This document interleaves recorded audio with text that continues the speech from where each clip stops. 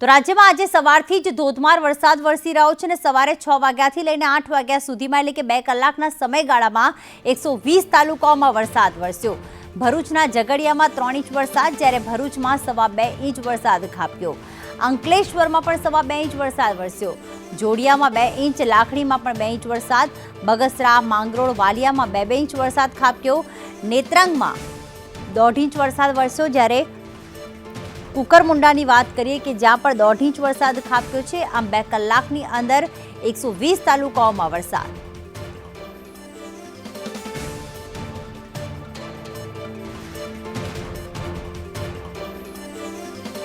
ભરૂચના ઝઘડિયામાં 3 ઇંચ વરસાદ, જ્યારે ભરૂચમાં 2.5 ઇંચ વરસાદ ખાબક્યો। અંકલેશ્વરમાં પણ 2.5 ઇંચ વરસાદ વરસ્યો। જોડિયામાં 2 ઇંચ, લાખણીમાં પણ 2 ઇંચ વરસાદ, બગસરા, માંગરોળ, વાલિયામાં 2 ઇંચ વરસાદ ખાબક્યો। નેત્રંગમાં 1.5 ઇંચ વરસાદ વરસ્યો, જ્યારે કુકરમુંડાની વાત કરીએ કે જ્યાં પણ 1.5 ઇંચ વરસાદ ખાબક્યો છે। આમ 2 કલાકની અંદર 120 તાલુકાઓમાં વરસાદ।